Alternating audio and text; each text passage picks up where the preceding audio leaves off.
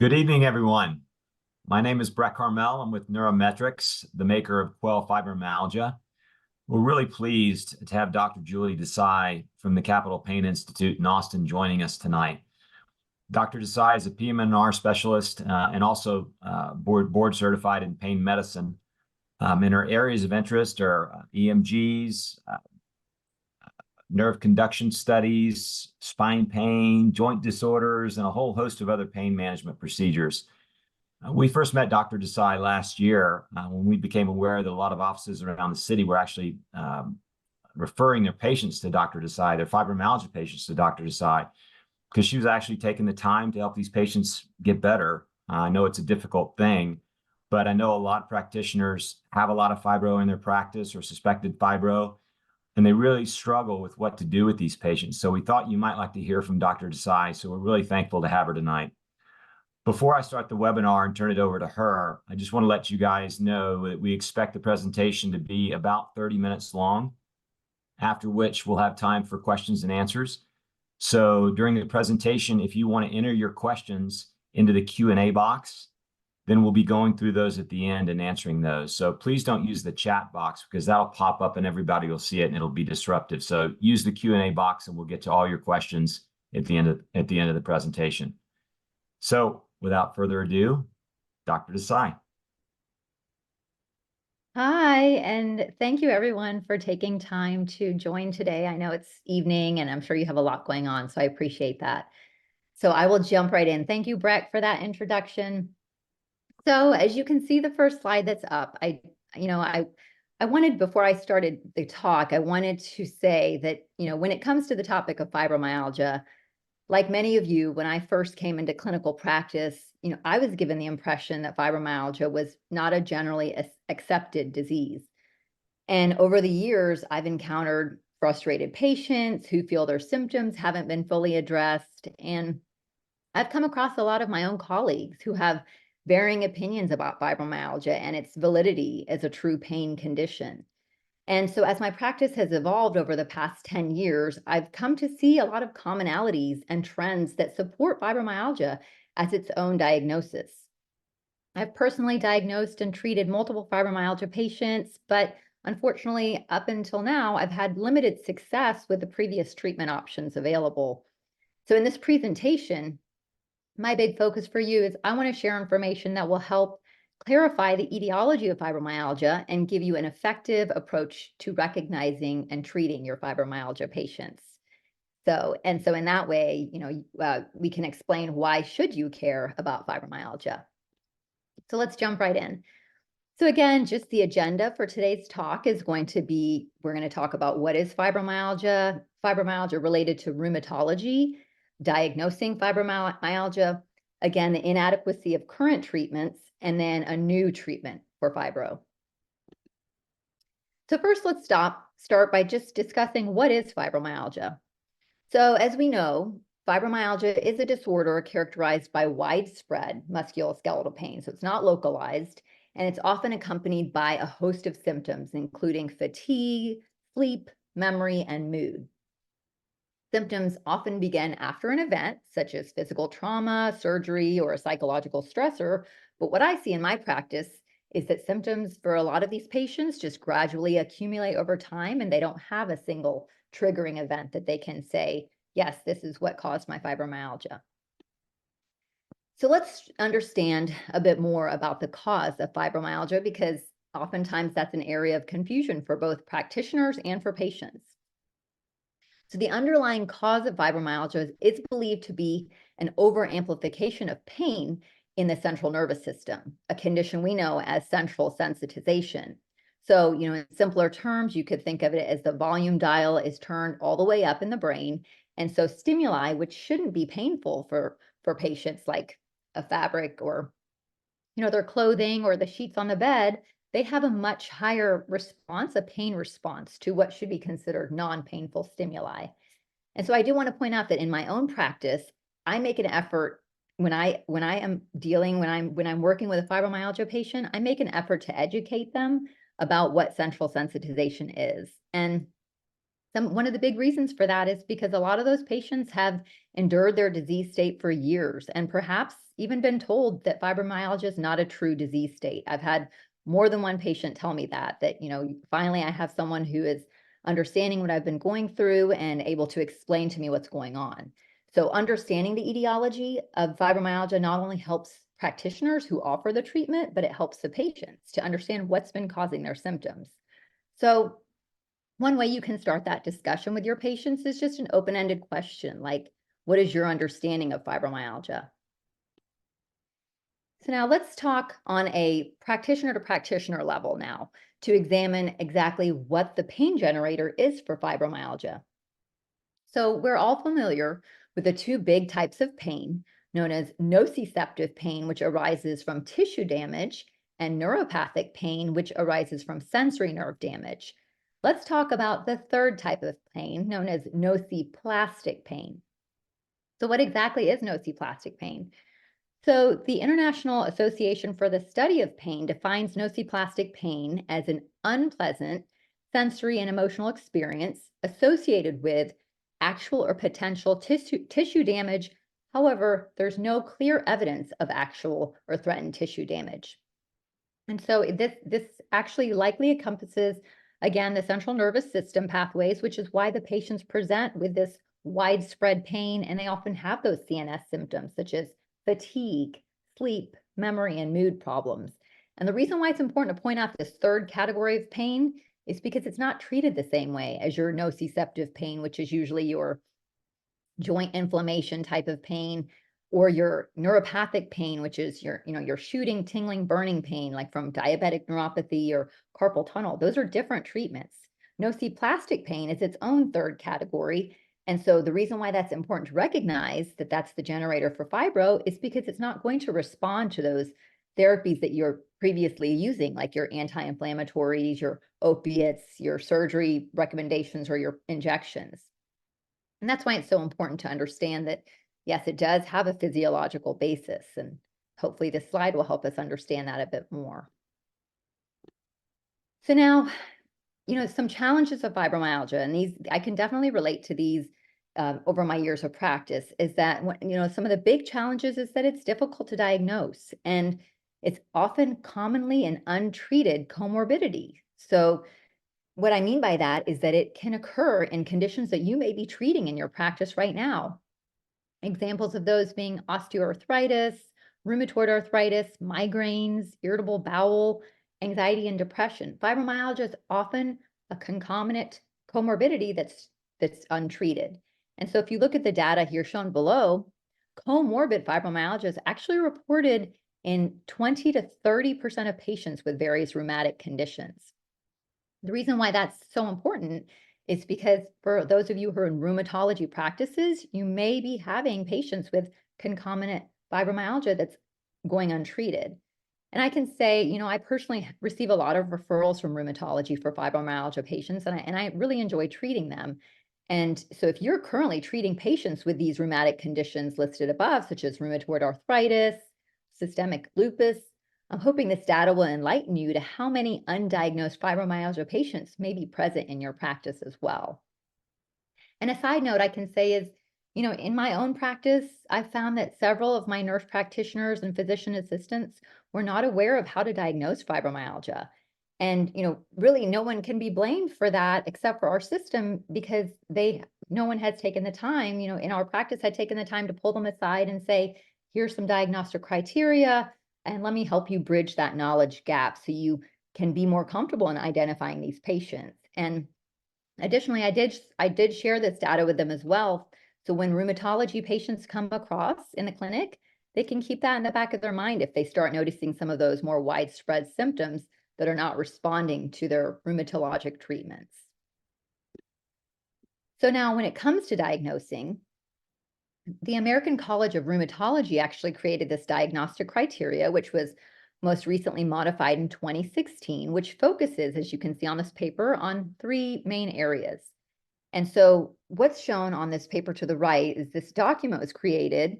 It's a very handy document that it is used to basically help diagnose. And so the patient actually is given this form and then they fill it out. what the form focuses on is the first area, which is generalized pain. And as you can see in this diagram, they would need to have at least 4 out of those 5 regions involved in order to qualify for that more widespread pain involvement. Second, they're going to look at the widespread pain index, which again goes through 19 different areas, and they're going to just simply check mark which areas are involved. And then the third area, just as it states, is the symptom severity score. So you're looking at how much these patients are affected over the past week by certain symptoms and then the past several months. So again, let's apply this to clinical practice. I understand you're seeing clinic patients and may have time constraints. You're seeing patients maybe every 15, 20 minutes. And so what I do is if I feel that I have a patient who possibly has fibromyalgia, I will hand them this form, and then I will step out and either go chart or go see another patient, give the patient time to fill out the form. And then I'll come back and then I will sit with that patient and I will go through the whatever bullet points that they have check marked, because I want them, both them and myself, to understand exactly how fibromyalgia looks like for them. Because as no patient is alike. And so they may have sleep issues, whereas another patient may have more mood disorders. So this form is really helpful for the patient and myself, again, to understand exactly how fibromyalgia is affecting them. And I do want to say, on a side note, this form is available for any of you if you feel like it would be helpful. It's been hugely helpful for me. It comes in a notepad. So if it seems like it would be something helpful for you, just use the Q&A feature, sometime during the presentation, and just send a request that you would like this form to be sent to your clinic as well. So now, as many of you know, there's multiple treatment options for fibromyalgia, including medications. We often hear about Cymbalta, pregabalin, maybe amitriptyline, lifestyle changes, exercise, and even cognitive behavioral therapy. However, a lot of these interventions are time consuming, they're expensive. And so by the time the patients come to me, they've usually exhausted all of these treatments and they're frustrated. They've spent a lot of money, they don't feel a lot better. And so that's what really brought us to today's talk, is to see, if the current treatment options just aren't optimized, what else can we discuss? And so before we get into that, more on those medications, this poll here shows you some of the issues with medication treatment options for fibromyalgia. And as you can see, side effects and poor efficacy are the most common reasons for discontinuing drug therapy, with 74% of patients reporting side effect problems and 63% feeling that the medications just weren't efficacious. So again, these are patients who are spending time and money and having side effects, trying medications that the majority of them are feeling are just not effective. And so that brings us to today's topic, which is I want to introduce to you the first and only medical device authorized by the FDA to treat the symptoms of fibromyalgia. And the device you may be already familiar with is known as Quell Fibromyalgia. And it is an advanced, non-invasive, as you can see, she's wearing it on her leg, neuromodulation system that features automatic dosing, real-time feedback, and again, truly wearable technology. And I do want to point out that Quell having this FDA authorization, it provides a lot of additional confidence to prescribers like me that the device I'm recommending to patients is backed by strong clinical data. It's not just, a new device on the market and let's try it out. Because again, this is a frustrated population of patients. They're tired of going through the gamut of tried and failed treatments that, again, were costly and time consuming. So and it sounds strange, but I honestly, every time I prescribe Quell, I do share with my patients that I want you to know this is FDA authorized by the FDA, because I want them to also understand that I have put a lot of thought into choosing this treatment for them, and that it has strong evidence, which is specifically targeted for their disease state. So now this is a really important slide, and I want to take some time to explain each of these points to you so you can have a better understanding of what makes Quell so unique. So as you can see on the left side, that again, as we mentioned, Quell is non-invasive. It's worn on the outside of the body, and it's a drug-free option. And therefore, it doesn't have any of those side effects of pharmacological treatments. Secondly, and a big factor, is that Quell can be used during sleep. Now, the reason why that's so important is because many patients with fibromyalgia, as you know, have poor sleep because it is a condition that also affects their central nervous system. And so Quell can be used overnight, and the device actually monitors their sleep duration and quality to help them identify issues that could possibly be disrupting their sleep. Additionally, Quell has a feature called treatment autopilot, which, again, as the name states, it regulates the stimulation that the patient feels. Now, why that's important is because, as you know, our activity level does not stay the same throughout the day.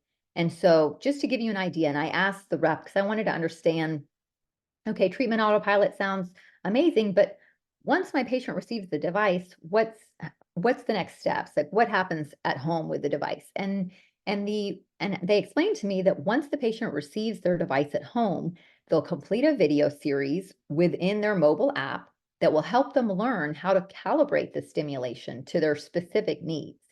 And so once their patient's information is entered into the app, the Quell device will adjust based on their activity level. For example, if they're laying down napping versus if they're standing up in the kitchen or if they're taking a fast walk or running. And so after that process is completed, the device is now in autopilot and the patient can truly wear it and forget it. And then again, on the right side, the mobile app, as mentioned previously, will continue to provide the patient real-time data, and it will adjust according to their day-to-day needs, making it, truly specific to that patient. The app, again, also allows the device to be used wherever and whenever needed. As mentioned before, the Quell device is customizable, which is so important because no two patients experience fibromyalgia in the same way. And then again, the device is truly wearable technology and has support of over 27 patents. So now you may be wondering, so how does this device work? And so this slide shows you in the imagery that how exactly it works. And so essentially the Quell device works by non-invasively and gently stimulating those sensory nerves in the upper calf to provide precise electrical impulses. And so those impulses transmit along your A beta fibers to the spinal cord. And then that process provides a signal to the central nervous system, which is believed to decrease central sensitization. So the overall result of this process, again, is to turn the volume down for the patient so they don't have that hyperactive reaction to what should be, again, a non-painful stimuli.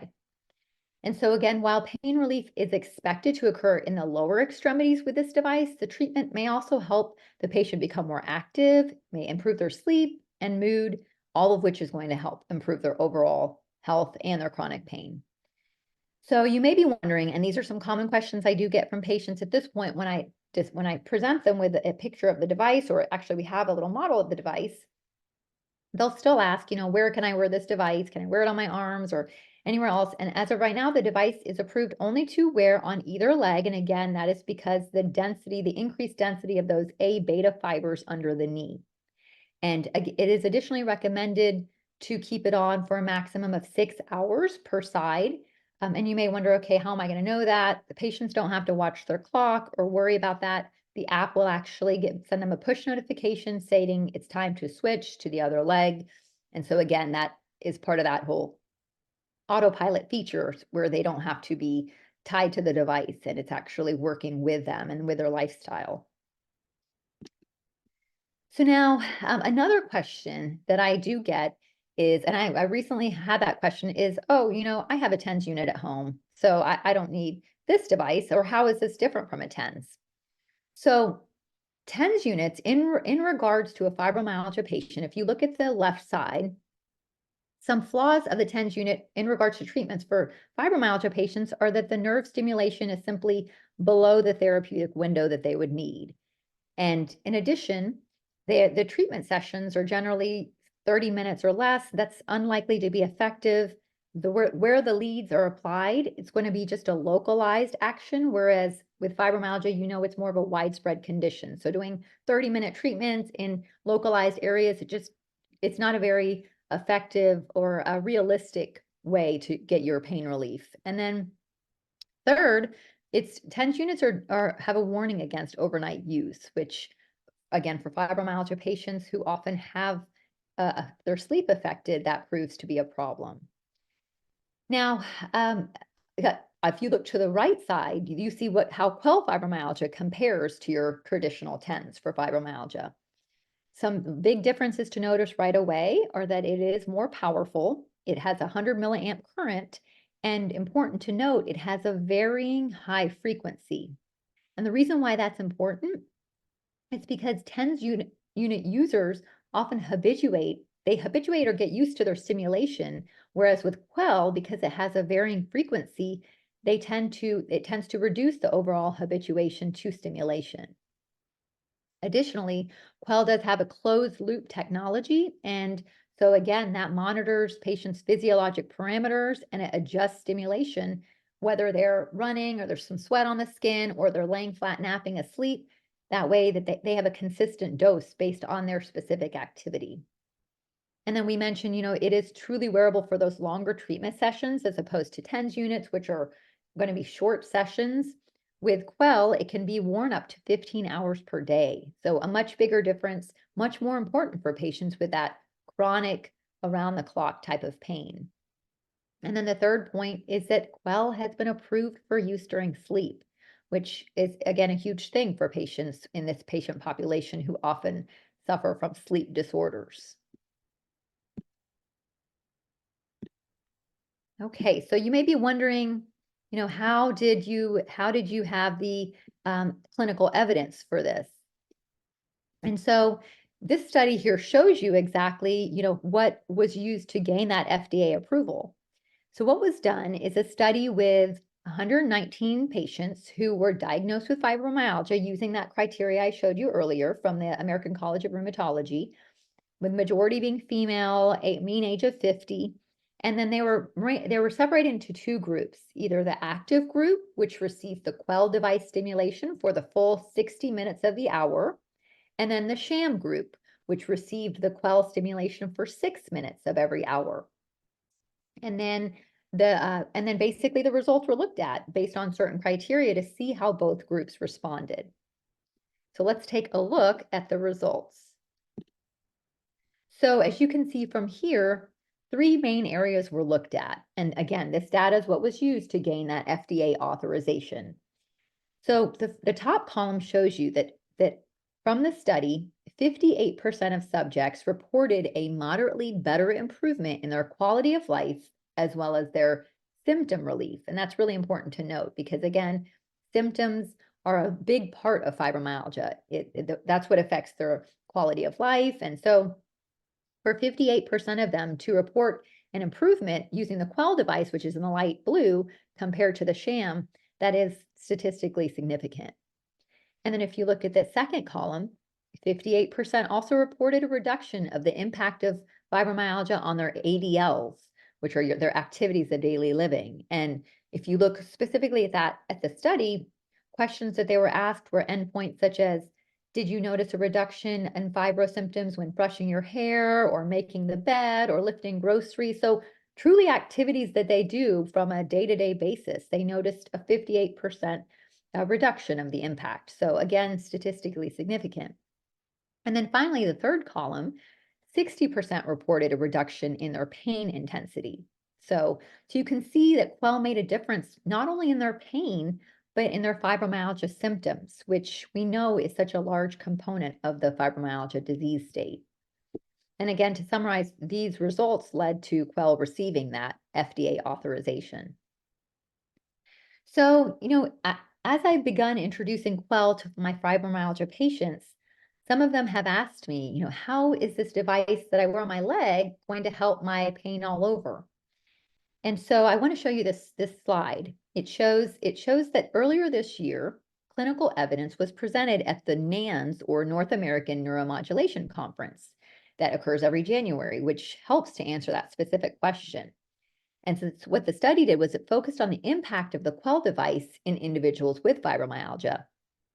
And what's interesting to note is that pain pressure thresholds were taken from the trapezius, muscle, which, as you know, there's no connection from the trapezius to the sensory nerves of the upper calf where the device is worn.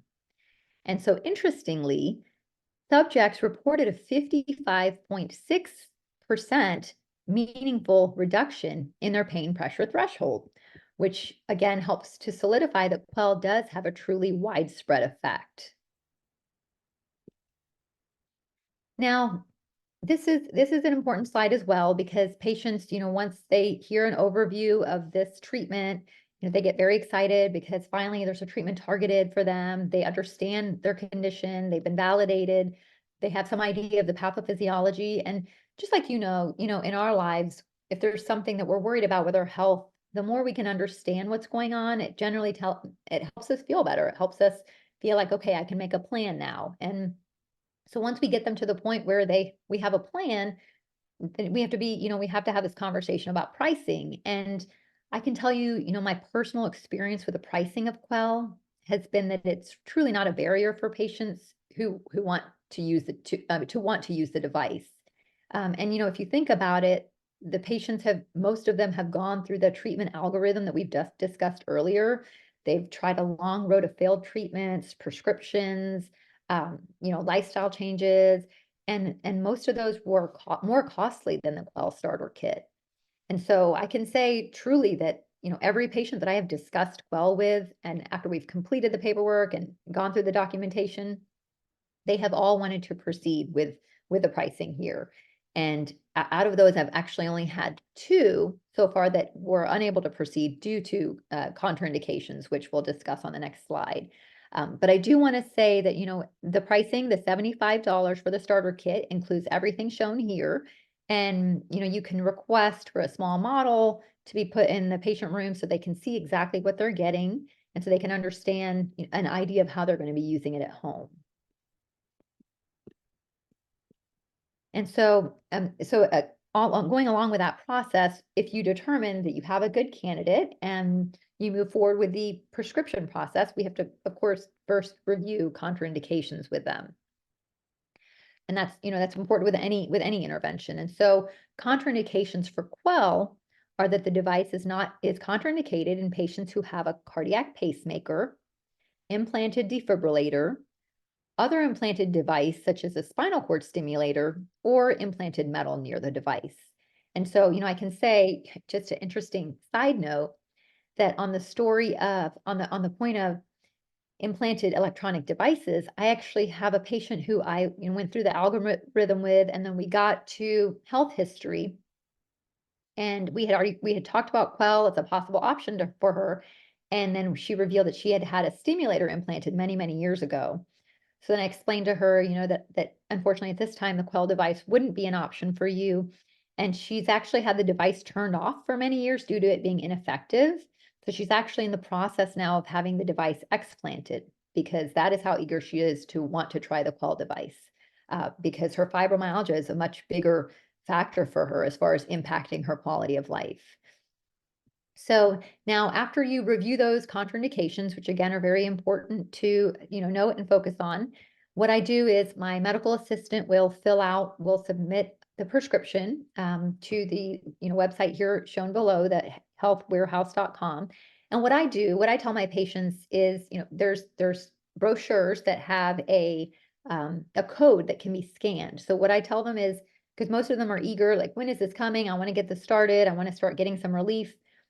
What I do is I tell them while you're in the office or before you leave the office, just scan the code and it will get the ball rolling. It's just like any of those codes that you scan that right away takes you to the site.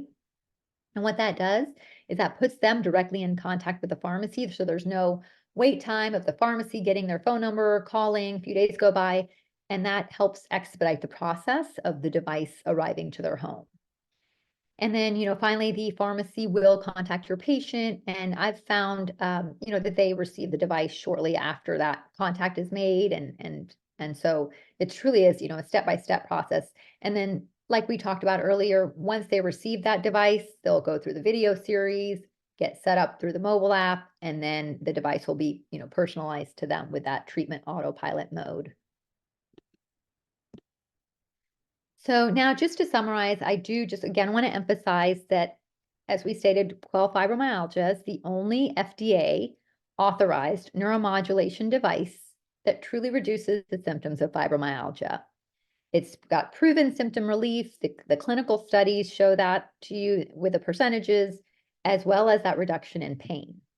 It's a drug-free, which, as a pain management prescriber who, with 10 years doing this, and with this patient population, I can say they don't respond to those previous treatments. And anything I can do to move my patients away from things like opiates and just a lot of these other medications that are non-opiates that have so many side effects. I love those drug-free options. So for Quell Fibromyalgia, you don't have to worry about that as an option. And so that again reduces the side effect profile that you're dealing with. And then it is an affordable cash pay option for patients and easy to use for both you and the patient. And so while you're thinking of some questions, I did just want to share, my personal experience with Quell. And I just wanted to share that, I was introduced to this device last year, and I, really immediately jumped on board just because I felt like there's such a deficit for this patient population as far as treatment options, and also I feel like they unfortunately have, have had a bit of a disservice done to them because of the fact that, again, it's not for many years has not been a generally accepted diagnosis. I can say even my husband, who's a dentist, when I mentioned to him fibromyalgia in the past, he would say, "Oh, isn't that a fake diagnosis?" And I thought, wow, even the dental community is thinking this. So it was really important for me. Out of all of my colleagues, for many years, I was the only one who, and I believe I still am the only one who treats fibromyalgia patients because I truly believe it is. And as you can see here from the data, it's a true diagnosis that a group of patients who need to be treated.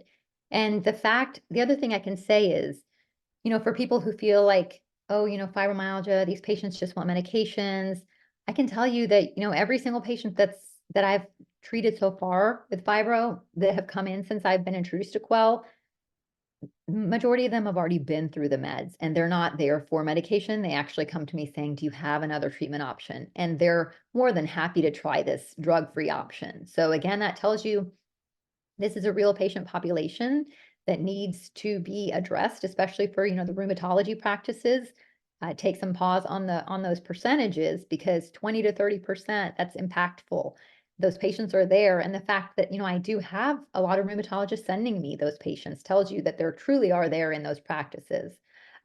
Hopefully the information I presented you today will make you feel more comfortable with recognizing, identifying, and treating those patients.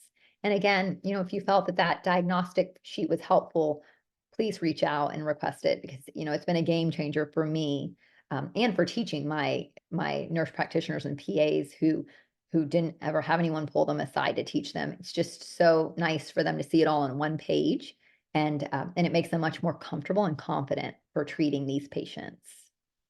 So thank you, and I'm excited to hear any questions that you have. Great. Thank you, Dr. Desai. Just some questions coming in now, actually. So first question is, how often should patients wear the device? How often do you recommend they wear it? So, I mean, again, it's recommended to wear up to 15 hours a day. So what I would do is I would ask them, when do you feel most impacted by your symptoms? And if it's daytime versus nighttime, I would direct them according to that. Most patients, they tend to wear it, 6 hours in the evening and then through the night, but it's truly is patient specific. The good part is that you have, that 15-hour usage for the whole day. So they can really either determine that they want to wear it through the evening into nighttime or all day. Every day, or how many days a week you recommend? Yeah, I don't, as far as I know, there's no restriction as far as, not, you can use it every day. Okay, awesome. Do I have to help them set it up? So I think you kind of addressed that. Yes, so you do not have to help them set it up. It basically, as soon the device will be sent to their home, they will have a video series that will help them set it up. And then, so once you send the prescription, I failed to mention this earlier, but I did start prescribing this last year, and I'm now starting to see a lot of those patients come back. And, once I send in the prescription, the next time I hear from them is their follow-up, which may be 4 to 6 weeks later.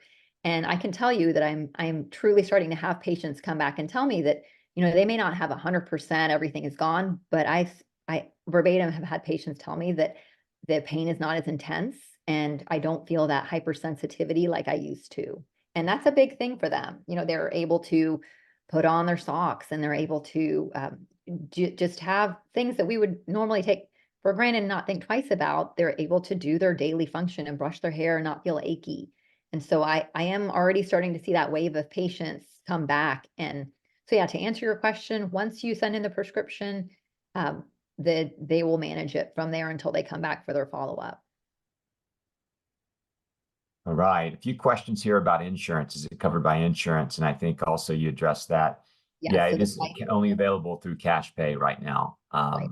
It is cash But pay. the And like starter kit, yeah, I go. was just gonna say, it is, I honestly, when Breck first introduced it to me, I thought that $75 would be a barrier, but even yesterday, I mean, this is a true story. Yesterday, my last patient of the day was referred to me for fibromyalgia. I went through the algorithm with her and we discussed her diagnosis. And then I talked to her about the pricing and she said, you know what, I'm gonna save up for it and then we'll do in the future. And I said, okay. And then before I walked out the door, about 3 or 4 minutes later, she said, you know what?